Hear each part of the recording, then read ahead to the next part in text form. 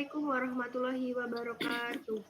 Selamat pagi semuanya, terima kasih sudah hadir di presentasi kami hari ini. Saya Siti Ulfatun Sohiroh bersama rekan saya akan mempresentasikan materi hari ini tentang Project Based Learning studi kasus PT Wilmar Cahaya Indonesia Tbk yang beranggotakan yang pertama ada Sarah Huta Gaol, yang kedua ada Chelsea Nazila Farezi, ada Aurel Naswa Salsabila, ada Tamara Sevia Latasti, ada Nadia Mutiara Putri, dan Siva Cahya Nabila. Oke, langsung saja materi pertama akan disampaikan oleh Chelsea Naizela. Baik, di sini ada tinjauan teoritis. Pada bagian tinjauan teoritis ini, kami menjelaskan tentang konseptual framework atau kerangka konseptual akuntansi. Kerangka ini berfungsi sebagai dasar penyusunan laporan keuangan dan menjadi acuan dalam pengembangan PSAK di Indonesia. Dalam kerangka konseptual terdapat 5 elemen penting, yaitu aset, liabilitas, ekuitas, pendapatan, dan beban. Selain itu, terdapat juga 4 proses utama dalam akuntansi, yaitu pengakuan, pengukuran, pelaporan, dan pengungkapan. Keempat proses ini bertujuan agar laporan keuangan yang disusun dapat memberikan informasi yang relevan, andal, dan bermanfaat bagi pihak-pihak yang membutuhkan, seperti investor, kreditor, dan pengguna laporan keuangan lainnya. Jadi pada bagian ini menjadi landasan untuk menganalisis bagaimana standar tersebut diterapkan pada perusahaan PT Wilmar Cahaya Indonesia Tbk. Kedua ada objek PBL. Nah, tadi kan udah dijelasin studi kasus PBL kita itu dari perusahaan PT Wilmar Cahaya Indonesia Tbk. Nah, PT Wilmar ini itu berfokus pada sektor pemrosesan minyak nabati. Nah, perusahaan ini tuh menghasilkan beragam produk seperti minyak kelapa sawit, minyak kelapa, serta lemak nabati yang digunakan sebagai bahan utama dalam industri makanan serta non-makanan. Nah, CK ini merupakan bagian dari Wilmar International Limited. Nah, salah satu perusahaan agribisnis terbesar secara global dengan jaringan operasional yang luas di kawasan Asia, Afrika, dan Eropa. Secara singkat PT Wilmar Cahaya Indonesia. PT Wilmar Cahaya Indonesia Tbk berdiri pada tahun 1968 dengan nama PT Cahaya Kalbar Tbk. Didirikan oleh keluarga Lee sebagai perusahaan pengolahan kelapa lokal. Awalnya beroperasi dalam skala kecil, namun kemudian berkembang hingga menembus pasar ekspor. Pada tahun 2005, perusahaan diakuisisi oleh Wilmar International, pasar ekspor. Pada tahun 2025, perusahaan diakuisisi oleh Wilmar International Limited yang membawa perubahan besar dalam hal teknologi, efisiensi, dan jaringan distribusi global. Tahun 2012, perusahaan berganti nama menjadi PT Wilmar Cahaya Indonesia Tbk menandai integrasi penuh dengan Wilmar International. Sejak saat itu, perusahaan terus berinovasi melalui pembangunan pabrik modern ramah lingkungan, peningkatan kualitas sumber daya manusia, serta penerapan praktik produksi berkelanjutan. Selain berfokus pada peningkatan mutu produk minyak nabati, perusahaan juga menjalankan program tanggung jawab sosial CSR di bidang pendidikan, kesehatan, pemberdayaan ekonomi, dan pelestarian lingkungan. Dengan dukungan Wilmar International, CK kini dikenal sebagai salah satu pemimpin industri minyak nabati di Indonesia dan di dunia, berlandaskan pada prinsip inovasi, kualitas, dan keberlanjutan. Oke, selanjutnya ada overview kinerja keuangan komparatif. Yang pertama ada pendapatan dan pertumbuhan. Pendapatan dari kontrak dengan pelanggan meningkat signifikan dari yang awalnya 6,337 triliun pada tahun 2023 menjadi 8,3 triliun pada tahun 2024, yaitu naik sekitar 26,2%. Pendapatan dari penjualan domestik mencapai 7,785 triliun dengan kontribusi signifikan dari pihak berelasi sebesar 4,326 triliun. Penjualan ekspor juga meningkat terutama dari produk palm kernel mencapai 218 miliar. Next. Yang kedua ada laba dan profitabilitas. Laba bruto naik dari 346 miliar pada tahun 2023 menjadi 546 miliar pada tahun 2024. Hal ini menunjukkan adanya peningkatan sebesar 57,8%. Laba usaha meningkat tajam dari 187 miliar menjadi 391 miliar, lebih dari 2 kali lipat. Laba sebelum pajak juga meningkat signifikan dari 196 miliar menjadi 413 miliar. Laba tahun berjalan naik dari 154 miliar menjadi 325 miliar, meningkat lebih dari 110%. Laba per saham juga meningkat dari 258 menjadi 546. Yang ketiga ada beban dan biaya. Beban pokok penjualan naik sejalan dengan peningkatan penjualan dari 5,991 triliun menjadi 7,457 triliun. Beban penjualan dari beban umum dan administrasi relatif stabil, masing-masing sekitar 100 miliar dan 63 miliar. Beban imbalan kerja meningkat dari 5,1 miliar menjadi 9,6 miliar, mencerminkan peningkatan kewajiban karyawan. Beban pajak penghasilan badan meningkat dari 42,2 miliar menjadi 87,8 miliar, sejalan dengan kenaikan laba. Yang keempat ada aset dan liabilitas. Total aset meningkat dari 1,894 triliun menjadi 2,385 triliun. Berarti naik sekitar 25,9%. Kas dan setara kas menurun dari 591 miliar menjadi 436 miliar. Namun deposito berjangka baru sebesar 55 miliar ditambahkan.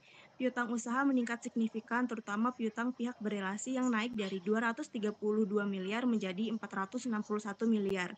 Liabilitas meningkat dari 251 miliar menjadi 476 miliar, terutama liabilitas jangka pendek yang naik tajam. Ekuitas meningkat dari 1,642 triliun menjadi 1,909 triliun, naik sekitar 16,2%. Yang kelima ada arus kas. Arus kas dari aktivitas operasi negatif sebesar 18 miliar, turun drastis dari arus kas positif 542 miliar tahun sebelumnya. Arus kas dari aktivitas investasi negatif 77 miliar meningkat dari 10 miliar. Arus kas dan aktivitas pendanaan negatif 59 miliar relatif stabil. Kas dan setara kas menurun sebesar 155 miliar menjadi 436 miliar. Penurunan arus kas operasi perlu menjadi perhatian manajemen untuk menjaga likuiditas. Yang keenam ada manajemen risiko dan pengungkapan. Risiko pasar terutama terkait fluktuasi harga komoditas dan nilai tukar mata uang asing dikelola dengan pengawasan berkelanjutan. Risiko kredit terutama dari piutang pihak berelasi dan pihak ketiga dinilai rendah dengan tidak adanya penyisian kerugian yang signifikan. Risiko likuiditas dikelola dan menjaga fasilitas kredit dan monitoring arus kas. Yang ketujuh ada outstanding. Pertumbuhan laba bersih dari 110% dalam 1 tahun adalah pencapaian luar biasa. Pendapatan meningkat 26,2% dengan kontribusi signifikan dari penjualan ke pihak berelasi. Pengelolaan biaya yang efektif terlihat dari peningkatan laba usaha yang lebih tinggi dibandingkan dengan kenaikan pendapatan. Ekuitas yang meningkat 16,2% menunjukkan penguatan posisi keuangan. Tidak ada penyisihan kerugian piutang yang signifikan menandakan kualitas aset yang baik. Manajemen risiko yang terstruktur dan pengungkapan yang transparan. Selanjutnya ada rasio keuangan. Nah, rasio keuangan ini terbagi menjadi 3, yaitu rasio likuiditas, rasio profitabilitas, sama rasio solvabilitas. Nah, yang pertama itu ada rasio likuiditas. Rasio likuiditas ini yaitu rasio lancar atau current ratio perusahaan pada tahun 2023 menunjukkan kemampuan yang cukup baik untuk memenuhi kewajiban jangka pendeknya. Nah, nilai rasio ini itu menggambarkan bahwa aset lancar perusahaan melebihi kewajiban lancarnya yang menandakan likuiditas ini sehat. Lalu yang kedua ada rasio profitabilitas. Rasio profitabilitas ini yaitu margin laba bersih perusahaan yang mencerminkan efisiensi pengelolaan biaya dan kemampuan menghasilkan keuntungan dari penjualan.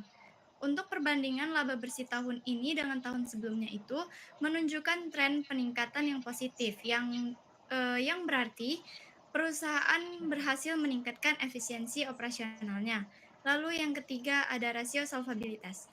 Nah, rasio solvabilitas ini rasio utang terhadap ekuitas atau debt to equity ratio yang mengindikasikan struktur pendanaan perusahaan yang dimana rasio yang stabil menunjukkan perusahaan mampu mengolah hutang dengan baik tanpa menimbulkan tekanan keuangan yang berlebihan. Nah, analisis rasio ini bukan hanya sekedar membantu pemegang saham dan manajemen dalam mengambil keputusan, tetapi juga menjadi indikator penting bagi investor dan kreditur dalam menilai resiko dan potensi pertumbuhan perusahaan. Yang pertama adalah pengakuan. Jadi, PT Wilmar Cahya Indonesia telah menyusun laporan keuangannya sesuai dengan PSAK 1 yang terdiri atas neraca, laporan laba rugi, laporan perubahan ekuitas, laporan arus kas, dan catatan atas laporan keuangan dengan prinsip penyajian yang mengacu pada penyajian wajar, konsistensi, keterbandingan, dan pengungkapan yang memadai, agar informasi yang disajikan relevan serta dapat dipercaya. Nah, dalam penerapannya, pengakuan transaksi itu mengikuti PSAK lain, yaitu yang pertama PSAK 72 untuk pendapatan, PSAK 16 untuk aset tetap, PSAK 24 untuk imbalan kerja, PSAK 71 untuk instrumen keuangan, dan PSAK 46 untuk pajak penghasilan. Pendapatan diakui pada saat kewajiban pelaksanaan terpenuhi, yaitu ketika pengendalian barang berpindah ke pelanggan atau point in time. Aset tetap diakui sebesar biaya perolehan yang mencakup harga pembelian dan biaya langsung yang terkait. Liabilitas imbalan kerja diakui berdasarkan estimasi aktuarial dengan metode Project Unit Credit. Aset dan liabilitas keuangan diakui pada saat kontrak memenuhi definisi instrumen keuangan, sedangkan beban pajak kini dan tangguhan itu diakui berdasarkan laba kena pajak dan perbedaan temporer.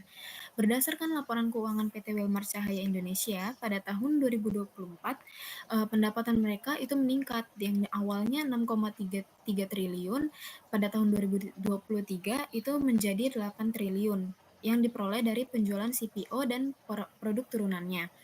Sedangkan beban pokok penjualan pada tahun 2024 itu sebesar 7,45 triliun dan beban usaha sebesar 155 miliar yang diakui dalam periode yang sama dengan pendapatan sesuai dengan prinsip matching.